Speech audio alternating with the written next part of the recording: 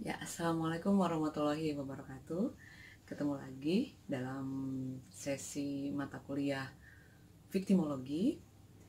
Sesi ini akan membahas tentang korban atau victim di dalam perspektif, serak nih, dalam perspektif retributive justice dan juga restorative justice.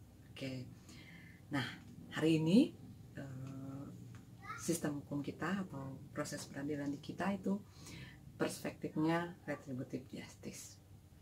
Kita bisa bahas beberapa cirinya atau beberapa hal yang kemudian kita bisa nilai bahwa ini loh retributive justice-nya itu di sini. Baik, yang pertama adalah kita lihat misalnya konsep kejahatan di dalam retributive justice. Nah, kejahatan itu dianggap melanggar kepentingan publik atau melanggar kepentingan negara, sehingga ketika ada suatu perbuatan tindak pidana atau ada kejahatan, maka negara dong yang harus menyelesaikan melalui sistem peradilan pidana. Korban belum ya, karena kejahatan dalam konsep retributive justice itu dianggap melanggar kepentingan negara, sehingga negara yang maju. Oke, nah kemudian korban akhirnya bersifat abstrak karena negara ataupun publik yang dianggap menjadi korban. Oke, nah kemudian dilihat dari segi tujuan, mengadili orang yang melanggar hukum pidana atau menjatuhkan pidana kepada yang bersalah. Karena tadi konsep kejahatannya itu kejahatan merupakan pelanggaran terhadap negara, maka negara dong yang kemudian ada di garda terdepan melalui sistem peradilan pidana untuk memberikan hukuman atau menjatuhkan hukuman kepada orang yang bersalah. Nah, ini teorinya rasionalisasinya pembalasan, sehingga ini bisa menimbulkan stigmatisasi terhadap orang yang memang bersalah. Ya pada prakteknya ya demikian, karena memang dalam hal retributive justice negara memiliki hak untuk menjatuhkan pidana sebagai tujuan dari pemberian sanksi, ya salah satunya untuk melindungi masyarakat, juga menegakkan kekuasaan negara memang. Nah, kemudian ada hubungan antara unsur-unsur subsistem peradilan dengan korban, dengan pelaku misalnya, ataupun dengan yang lainnya. Dalam hal ini ketika seseorang melanggar atau melakukan tindak pidana yang dianggap melanggar kepentingan negara, maka negara tidak ada alasan pemaaf, gitu. Tidak ada pemaafan oleh negara. Ada, tetapi hanya untuk hal tertentu dan dibatasi dengan tertentu. Secara keseluruhan ketika sudah memenuhi unsur tindak pidana, maka kemudian dia akan dipidana, begitu. Nah, bagaimana posisi hukum korban di dalam perspektif retributive justice? Nah, korban hanya sebagai penonton dalam hal ini. Dia sebagai pelapor, sebagai saksi untuk kepentingan negara, untuk kepentingan publik, gitu. Dia melaporkan bahwa dia menjadi korban, tapi kemudian ketika si proses hukum itu berjalan, maka dia hanya sebagai saksi saja, sebagai pelapor, sebagai penonton pada akhirnya.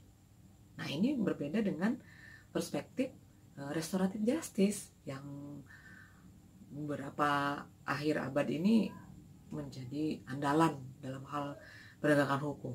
Kita lihat, misalnya restoratif justice itu melihat bahwa ketika terjadi kejahatan itu bukan pelanggaran terhadap negara, melainkan pelanggaran terhadap orang. Dia melihat kejahatan itu konflik antara orang per orang, sehingga yang menjadi korban adalah orang, bukan negara. Orang yang menjadi korban adalah orang yang dirugikan secara langsung karena kejahatannya. Korban yang pertama dan terutama di samping masyarakat, gitu. Nah, kalau melihat seperti itu, peran korban di dalam sistem peradilan pidana, kalau tadi dalam posisi retributive justice itu dia sebagai pelapor, sebagai saksi, maka di dalam restoratif justice dia berperan aktif untuk menyelesaikan konfliknya sesuai dengan kepentingannya gitu. Bagaimana caranya? Nah, itu yang kemudian jadi agak kesulitan. Nah, posisi hukumnya itu pihak yang dirugikan dari kejahatan itu, bukan saksi dari kejahatan itu untuk melengkapi pembuktian kesalahan si pelaku, bukan. Tapi dalam perspektif restoratif justice, korban itu sebagai pihak yang dirugikan ketika terjadinya kejahatan. Itu. Oleh karena itu, dalam restoratif justice, orientasi peradilan itu untuk menyelesaikan konflik dengan memberikan pertanggungjawaban kepada si pelanggar, tapi juga dengan memberikan semacam hak kepada si korban. Kalau dalam retributive justice, ketika terjadi kejahatan, maka korban sebagai pelapor, posisi hukumnya, kemudian dalam proses sistem peradilannya sebagai saksi, kemudian si pelanggar diberikan hukuman. Dianggap itu selesai. Dengan pemberian hukuman, itu dianggap telah mewakili kepentingan korban. Nah, dalam restoratif justice, orientasi peradilan itu bukan hanya memberikan hukuman kepada si pelaku, tetapi juga harus menyelesaikan konflik.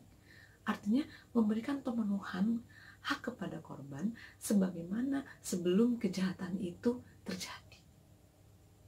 Begitu. Jadi pemidanaan yang dilakukan ditujukan untuk memulihkan kejahatan, bukan hanya membalas, bukan hanya memberikan penderitaan fisik, tetapi juga memulihkan kejahatan, mewujudkan perdamaian, dan terutama memberikan restitusi kepada korban. Si pelanggar tidak hanya berkewajiban dipidana, dipenjara, tapi juga memberikan restitusi kepada korban, ganti rugi. Kan ceritanya si korban menjadi objek nih, menjadi victim nih dia dalam sebuah kejahatan, dia menjadi korban, dia menderita kerugian. Nah, kerugian yang diderita itu harus dipulihkan oleh proses atau oleh sistem peradilan ini. Dalam perspektif restoratif justice, proses peradilan orientasinya itu menyelesaikan konflik dengan memulihkan kejahatan yang terjadi, kejahatan yang timbul, dampak yang terjadi. Sisi lain, menghukum pelaku secara fisik misalnya, tapi juga sisi lain menghukum pelaku dengan memberikan kewajiban untuk memberikan restitusi kepada si korban, sehingga hukuman yang diberikan kepada pelaku juga memberikan dampak kepada korban. Begitu. Jadi ada hal-hal yang berbeda melihat korban dari perspektif retributive justice dengan restoratif justice. Baik, sesi ini sampai di sini saja. Terima kasih. Sampai ketemu.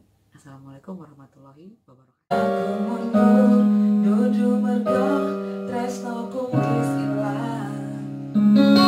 Nanging aku iki ngerteni, yen dirimu lebih sayang arek kae.